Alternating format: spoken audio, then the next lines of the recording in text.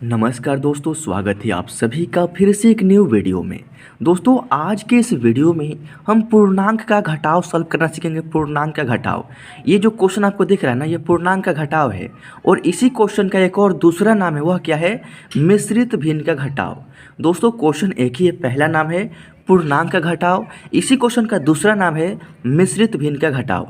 तो आइए सबसे पहले हम यह जानते हैं कि इसको पूर्णांक का घटाव क्यों कहते हैं और उसके बाद जानेंगे कि मिश्रित भिन्न का घटाव क्यों कहते हैं। देखिए, सबसे पहले ये जो क्वेश्चन है ना, इसमें क्या है? 8 है। 8 के बटा में क्या है? कुछ भी नहीं है। तो 8 जो है ना, अपने आप में एक पूरा अंक है, जिसको हम बोलते हैं पूर्णांक। तो ये क्या है? 8 अपने आप में पूर्णांक हो गया। अब देखिए, ये एक जो है ना, यह पूर्णांक नहीं है। क्यों? क्योंकि एक के बटा में क्या है? 3 है। तो एक एक नहीं है, एक को 3 जो है ना, 3 बराबर बराबर भागों में डिवाइड करेगा। एक को 3 3 जगह डिवाइड करेगा बराबर बराबर भागों में। इसीलिए एक पूर्णांक नहीं रहा, क्योंकि एक जो है अपने आप में पूरा अंक नहीं है। समझ रहे हैं ना? अब देखिए, 8 पूर्णांक 1/3 हो गया। अब ये 1/3 क्या है? तो ये 1/3 जो है बटा में है, और जो संख्या बटा में रहता है ना, उसको हम बोलते हैं भिन्न, जिसका रूप होता है p/q। समझ रहे हैं ना? तो 8 पूर्णांक 1/3 हो गया। माइनस करना है 3 पूर्णांक 2/5, और फिर माइनस करना है क्या है? 100/9। अब देखिए, यहाँ पर क्या है? पूर्णांक संख्या है, पूर्णांक संख्या है, घटाना है, इसीलिए इसको पूर्णांक का घटाव कहते हैं। अब आइए जानते हैं कि मिश्रित भिन्न का घटाव क्यों कहते हैं। क्योंकि देखिए, पूर्णांक है और ये p/q के रूप में क्या है? हमारा भिन्न है। पूर्णांक और भिन्न एक ही में मिक्स है। यहाँ पर भी पूर्णांक और भिन्न एक ही में मिक्स है, और यहाँ पर सिर्फ भिन्न संख्या है। तो पूर्णांक और भिन्न एक ही में मिक्स और घटाना है, इसीलिए हम इसको मिश्रित भिन्न का घटाव कहते हैं, क्योंकि पूर्णांक और भिन्न एक ही में मिक्स है। अब देखिए, इसको सॉल्व करने का तरीका काफ़ी आसान है। सबसे पहला काम कि जो ये पूर्णांक संख्या है ना, इसको हटाना पड़ेगा, सिंपल भिन्न में इसको कन्वर्ट करना पड़ेगा। तो पूर्णांक हटेगा कैसे? इसका भी नियम होता है। करना क्या होता है? नीचे वाला साइड वाला गुना, तो 3 का गुना करेंगे 8 में, 3 8 है 24, 24 में जोड़ेंगे 1, तो ये हो जाएगा आपका 25। बटा में क्या है? 3, तो बटा में 3 लिखेंगे। माइनस है तो माइनस। अब देखिए, यहाँ पर भी वही प्रक्रिया, नीचे वाला साइड वाला गुना, तो 5 तिहाई के 15, और 15 में जोड़ेंगे 2, तो आपका हो जाएगा 17। बटा में क्या है? 5, तो बटा में यहाँ पर 5 लिखेंगे। घटाव है तो घटाव, ये 100/9 ज्यों का त्यों हम यहाँ पर उतार देंगे। क्या करेंगे? 100/9 जो है लिख देंगे। अब ध्यान दीजिए, जो भी पूर्णांक संख्या था मैंने हटा दिया, यहाँ पर तो पूर्णांक है ही नहीं। ये जो है हमारा सिंपल भिन्न में कन्वर्ट हो चुका है। यानी देखिए, ये हमारा पहला भिन्न हो गया, इसमें से माइनस करना है दूसरा भिन्न, और फिर दूसरे भिन्न में से माइनस करना है तीसरा भिन्न। यानी 3 भिन्नों के बीच में हमको क्या करना है? घटाव करना है। कैसे करेंगे? तो देखिए, जैसे हम 2 भिन्नों का घटाव करते हैं ना, 2 भिन्न जब मिल जाए तो एक दूसरे में जैसे घटाते हैं, ठीक उसी तरीक़ा से 3 भिन्नों को भी किया जाता है। बस थोड़ा समझना है। देखिए, करना क्या होता है? जो भी बाटा के नीचे वाले ये भिन्न है ना, तो भिन्न में ऊपर वाला नंबर को अंश बोलते हैं, और नीचे वाला नंबर को हर बोलते हैं। तो हर संख्या यहाँ पर 3 है, इस भिन्न में हर संख्या 5 है, और इस भिन्न में हर संख्या 9 है। तो 3, 5 और 9 का सबसे पहले एलसीएम हमको निकालना होगा। तो देखिए, एलसीएम कैसे सॉल्व करते हैं? नियम होता है। देखिए, नियम क्या होता है कि कम से कम संख्या से कटाने का प्रयास करेंगे, और जिस संख्या से कटाएंगे उस संख्या से इन तीनों संख्याओं में से कम 2 संख्या कटना चाहिए। कितना हो संख्या हो, मिनिमम 2 संख्या कटना चाहिए, तब हम कटाएंगे, अन्यथा नहीं कटाएंगे। तो देखिए, सबसे कम संख्या जो है ना, इसको कटाने के लिए 3 है। चूँकि 3 से ये 3 भी कटेगा, और 3 के पहाड़ा में 9 है तो ये भी 9 कटेगा। देखिए, 3 के पहाड़ा में 3 है, एक बार में कमा है तो कमा। 3 के पहाड़ा में 5 नहीं है तो जेब कहते हैं उतारेंगे, कमा है तो कमा। 3 के पहाड़ा में 9 है, 3 बार में कट गया। अब देखिए, 5 और 9 ये दोनों संख्या एक साथ किसी भी संख्या से नहीं कट सकता है। जैसे कि देखिए, अगर हम 3 से कटाएंगे तो 3 के पहाड़ा में 3 तो है, लेकिन 3 के पहाड़ा में 5 कभी भी नहीं आएगा। अगर हम 5 से कटाते हैं तो 5 के पहाड़े में 5 तो है, लेकिन 5 के पहाड़े में 3 नहीं आएगा। यानी केवल एक संख्या कट रहा है। तो जब केवल एक संख्या कटेगा तो हम उसको नहीं कटाएंगे। अब क्या करेंगे?